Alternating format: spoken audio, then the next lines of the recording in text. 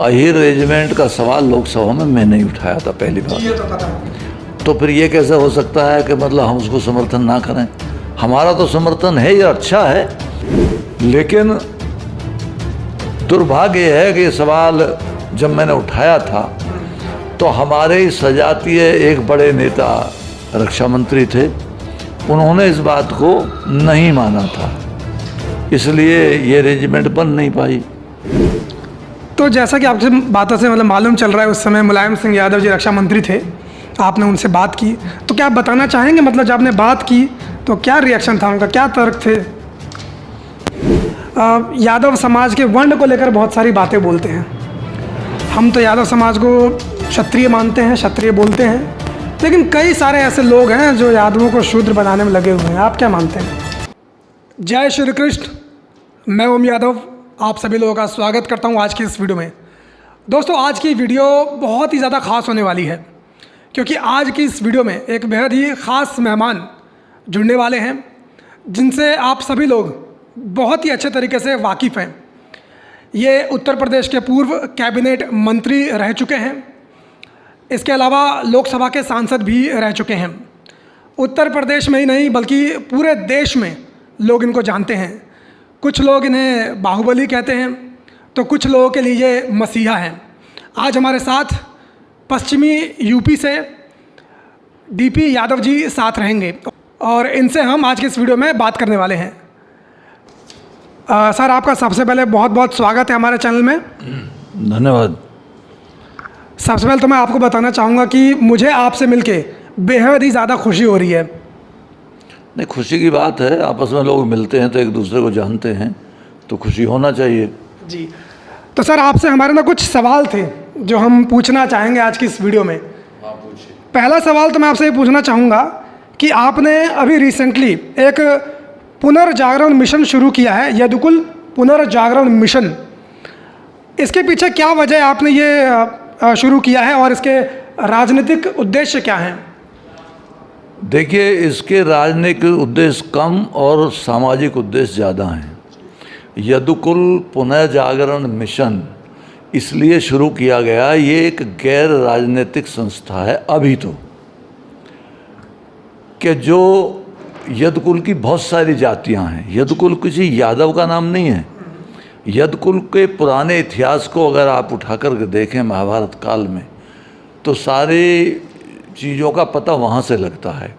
तो यदुकुल में जितनी समस्त जातियाँ थीं, जो बहादुर, क्षत्रिय, जिनको आज लोग बैकवर्ड कहते हैं, वो लोग, मेहनतकश लोग, ये सब यदुकुल की जातियाँ हैं। तो कुल मिलाकर के यदुकुल जातियों में और यदुकुल पुनर्जागरण कार्यक्रम में उन तमाम लोगों को पुनः जगाने, जागने, जागरण करने का काम किया जाएगा जो समाज में फैली हुई भ्रष्टाचार, कुरीतियाँ, अंधविश्वास, गैर बराबरी, असमानता, इन सारी बातों को लेकर के जनता को, पब्लिक को, समाज को, प्रदेश को, देश को समझाने का काम किया जाएगा कि उनको किस तरीके से अपनी ज़िंदगी को, अपने जीवन को ठीक बनाना है, राष्ट्र के साथ ठीक बनाना है, राष्ट्र प्रेम करना है, ये सारी बातें हैं। जैसा कि हम देखते हैं कि आज की स्थिति में पूर्वांचल में जो यादव समाज का क्षेत्र है या फिर जो बिहार में यादव समाज है, आर्थिक रूप से काफ़ी ज़्यादा पिछड़ा नज़र आता है, कमज़ोर नज़र आता है। तो आपने जो ये मिशन शुरू किया है, उनके आर्थिक उत्थान के लिए क्या ये संगठन, ये मिशन कोई प्रयास करता हुआ नज़र आएगा? देखिए, सबके उत्थान के लिए ये मिशन है। उनमें यादव भी एक बहुत बड़ी जाति है, बाकी दूसरी तमाम जातियां हैं। हम सभी के उत्थान की बात करते हैं, सभी लोगों को साथ लेकर के चलेंगे। इसलिए यदुकुल पुनर्जागरण मिशन, ये मिशन है, कोई राजनीतिक पार्टी नहीं है। उसी मिशन के तहत हमारे सैकड़ों साथी और लाखों समर्थक आज हमारे साथ हैं, और इसी भावना को लेकर के हमने अभी पिछले दिनों लखनऊ में यदुकुल पुनर्जागरण मिशन की कार्यक्रम किया था। उसको भारी समर्थन पूरे प्रदेश में ही नहीं बल्कि पूरे देश में मिल रहा है। अच्छा। लोग अच्छी तरह परिचित हैं। हम लोग जिस तरह की मन भावना से लोगों का काम करते हैं, सच्चे अर्थों में मेहनतकश लोगों का साथ देते हैं, नौजवानों का साथ देते हैं, महिला बहनों की समर्थन से और उनकी जो दिक्कत हैं, कठिनाई हैं, उनको दूर करने के लिए काम करते हैं। तो कुल मिलाकर के समाज को स्वस्थ बनाने का कार्यक्रम, ताकत देने का कार्यक्रम, मजबूत बनाने का कार्यक्रम ये यदुकुल पुनः जागरण मिशन करेगा। अच्छा, आजकल देखा जा रहा है कि पूरे देश के अंदर अहिर रेजिमेंट को लेकर काफ़ी ज़्यादा आंदोलन हो रहे हैं। आप इस बात से ज्ञात होगा आपको कि हरियाणा में खेड़की दौला में पिछले, मैं तो कहूँगा 100-200 दिनों से भी अधिक लोग वहाँ पर धरने पर बैठे थे, आंदोलन कर रहे थे, और 23 सितंबर को जंतर मंतर बहुत बड़ा कॉल किया गया है। तो क्या आपका मतलब इसको समर्थन है जो आंदोलन चल रहा है? आपको शायद जानकारी नहीं है, अहिर रेजिमेंट का सवाल लोकसभा में मैं नहीं उठाया था पहली बार। ये तो पता है। तो फिर ये कैसे हो सकता है कि मतलब हम उसको समर्थन ना करें? हमारा तो समर्थन है, ये अच्छा है। अगर अहिर रेजिमेंट के नाम पर यादव बिरादरी या अहिर या राव या जो भी लोग यादवों की उपजातियां हैं, वो तमाम नौजवान अगर देश सेवा के लिए अपने आप में तैयार होकर के ये कहें कि भाई हमको फौज में जाने के लिए और अहिर रेजिमेंट के रूप में एक मान सम्मान की यूनिट या रेजिमेंट बनाई जाए, तो मैं समझता हूँ उसमें कोई बुराई नहीं है। लेकिन दुर्भाग्य है कि ये सवाल जब मैंने उठाया था तो हमारे ही सजातीय एक बड़े नेता रक्षा मंत्री थे, उन्होंने इस बात को नहीं माना था, इसलिए ये रेजिमेंट बन नहीं पाई। तो मैं याद दिलाना चाहता था आपको कि वो मैं ही व्यक्ति हूँ जिसने लोकसभा में इस मांग को उठाया था। तो जैसा कि आपसे बातों से मतलब मालूम चल रहा है, उस समय मुलायम सिंह यादव जी रक्षा मंत्री थे, आपने उनसे बात की, तो क्या आप बताना चाहेंगे मतलब जब आपने बात की तो क्या रिएक्शन था उनका, क्या तर्क थे? नहीं, उन्होंने मना कर दिया था कि संभव नहीं है, हम नहीं बना सकते। अच्छा। बात खत्म हुई। तो आज की डेट में क्यों नहीं बन पा रहा है और कैसे बन सकता है? नहीं, बन तो सकता ही है, ना बनने में क्या बात है। बनने को तो सरकार और जब वो उस तरीके से चाहे और जनमत पीछे हो तो बन तो सकता ही है। अब ये सरकार कंसीडर करे इस बात को लेकर के, तमाम लोगों को जाना चाहिए, उनसे बात करनी चाहिए, शांतिपूर्ण ढंग से प्रदर्शन भी करना चाहिए, इसलिए इन बातों पर ध्यान रखना चाहिए। चलिए, अगला सवाल मैं आपसे पूछना चाहूँगा कि अभी हाल ही में खबर आई है कि शिवपाल यादव जी से आपने हाथ मिलाया है, लेकिन सैफई परिवार से आपका राजनीतिक विरोध है। हाथ मिलाया क्या? हमको पहलवान लोग थोड़ा ही हाथ मिलाएंगे। एक दूसरे के साथ हम एक मंच पर आए हैं। शिवपाल जी अभी पिछले दिनों हमारे पिताजी स्वतंत्रता सेनानी महाराज तेजपाल सिंह जी की मूर्ति का अनावरण नोएडा में हुआ, तो शिवपाल जी आए थे, उसके लिए उनका बहुत बहुत धन्यवाद है। लेकिन ऐसा कुछ नहीं है कि मैं सैफई वालों से कोई हमारी रंजिश है। वो भी राजनीतिक लोग हैं, हम भी राजनीतिक लोग हैं, विचारों के मतभेद चलते रहते हैं, वो हैं, अपनी जगह रहेंगे, तो कोई रंजिश वाली बात नहीं है। लेकिन शिवपाल सिंह के साथ जो राजनीतिक दुर्व्यवहार हुआ है उसकी ज़रूर तकलीफ़ है हमको, कि एक व्यक्ति ने जिसकी मेहनत के ऊपर समाजवादी पार्टी का गठन हुआ था, हम तो उस वक्त के साथी हैं, तो उन्होंने बहुत मेहनत की थी समाजवादी पार्टी को बनाने की, और जब समाजवादी पार्टी बन गई और सत्ता में आने का वक्त हुआ, तब बेचारे शिवपाल सिंह को दरकिनार कर दिया गया। तो ये हमको अच्छा नहीं लगा। इस वजह से हमने उनसे भी कहा कि यदुकुल जागरण मिशन में अपनी सक्रिय भूमिका अदा करें और तमाम लोगों को जोड़ करके अपनी बात को बताएं, उनको साथ लेकर के चलें, उनके लिए मेहनत करें, उनके लिए तरफदारी करें। अच्छा, कई बार ऐसी मीडिया में भी खबरें सुनने को मिलती हैं कि आप बीजेपी ज्वाइन कर सकते हैं या भाजपा से गठबंधन कर सकते हैं, तो इस पर आप क्या कहेंगे? नहीं, ऐसा तो अभी कोई विचार नहीं है। मैं तो अपने आप में जब गैर राजनीतिक संस्था बना कर चल रहा हूँ अब भविष्य की बात है तो भविष्य में तो कुछ भी हो सकता है। भविष्य के लिए क्या क्या जाए, ये तो राजनीति तो संभावनाओं का खेल है। कोई भी संभावना बनती है, बिगड़ती है, चलती रहती है।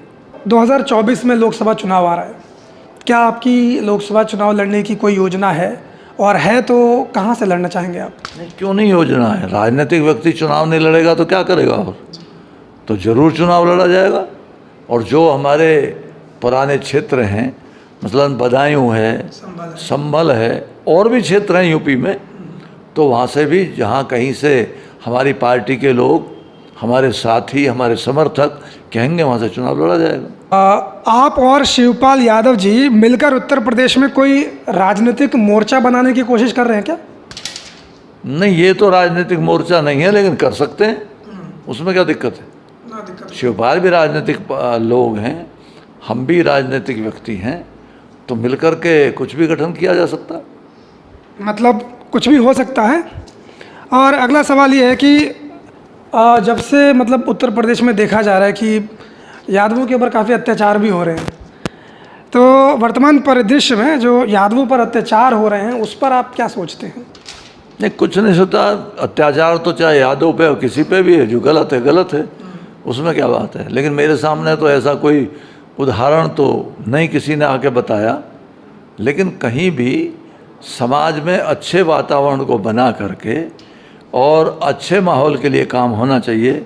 उसमें शिक्षा है, रोजगार है, और वो सारी व्यवस्थाएं हैं जो समाज को स्वस्थ और अच्छा बनाती हैं, और देश जिससे मजबूत होता है। ऐसे काम आदमी को करने चाहिए।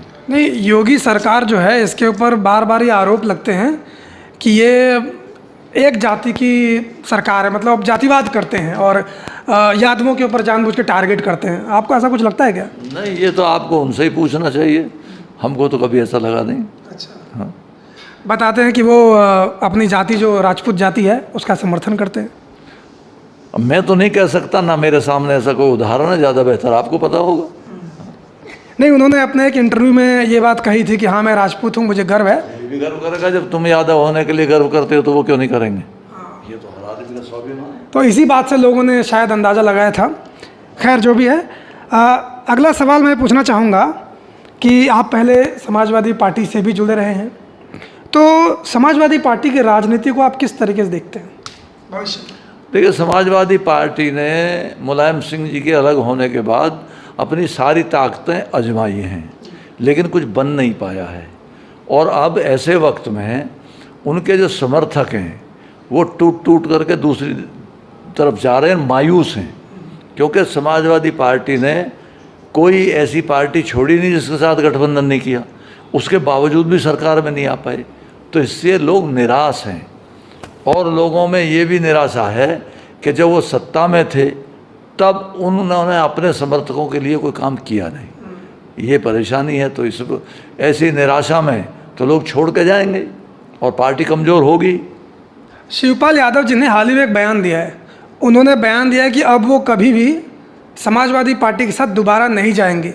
लेकिन अगर आपने उनका इतिहास देखा होगा तो पहले गए, फिर अलग हुए, फिर मिले। आपको लगता है उनके ऊपर भरोसा लगता है कुछ? नहीं, ये बेहतर बात तो शिवपाल सिंह ही बता सकते हैं, मैं इसमें क्या कह सकता हूँ। सोशल मीडिया के ऊपर ये देखा जा रहा है कि जो बहुत सारे लोग हैं यादव समाज के वर्ण को लेकर बहुत सारी बातें बोलते हैं। हम तो यादव समाज को क्षत्रिय मानते हैं, क्षत्रिय बोलते हैं, लेकिन कई सारे ऐसे लोग हैं जो यादवों को शूद्र बनाने में लगे हुए हैं। आप क्या मानते हैं? नहीं, यादव तो क्षत्रिय तो हैं ही, उनका एक इतिहास रहा है किसी भी युद्ध में, और महाभारत तो सारी उनकी चारों तरफ ही हुई थी। तो जो लड़ाकू जातियाँ मार्शल रेस के लोग हैं वो मार्शल तो हैं, इसमें क्या दुरा है। तो कुल मिलाकर के उसी बहादुरी की परिचय तो इस बात में है। वो जो रेजिमेंट मांग रहे हैं, वहाँ का नौजवान जो कहता है कि भाई हम अपनी फ़ौज में भर्ती होकर अपने देश के लिए न्यौछावर होना चाहते हैं, सेवा करना चाहते हैं, तो ये तो एक अच्छी भावना है, बढ़िया बात है। तो अच्छी बात है। और जहाँ तक दूसरा सवाल आपने पूछा था समाजवादी का और शिवपाल सिंह का, तो शिवपाल सिंह के साथ तो जो दुर्व्यवहार हुआ है उसी का हमें अफसोस है। बाकी उनकी है कोई बात रही होगी वो तो वो बेहतर जाने, हम उसमें क्या कह सकते हैं। लेकिन आगे आने वाले वक्त में यदुकुल जागरण मिशन के बैनर के नीचे हमारे कम से कम 20 साथी एमएलए, एक्स मिनिस्टर, एमपी, ये सब लोग अभियान में शामिल होकर के आगे बढ़ेंगे और उनमें शिवपाल जी की भूमिका भी अहम होगी। तो मंत्री जी बहुत बहुत धन्यवाद समय देने के लिए, हमसे बातचीत करने के लिए। धन्यवाद, थैंक यू। तो आप सभी लोगों को ये बातचीत कैसी लगी है कमेंट करके आप लोग ज़रूर इसका आंसर दीजिएगा। आज के इस वीडियो में सिर्फ इतना ही। मुलाकात करूँगा किसी और वीडियो में, तब तक के लिए बहुत बहुत धन्यवाद। जय हिंद।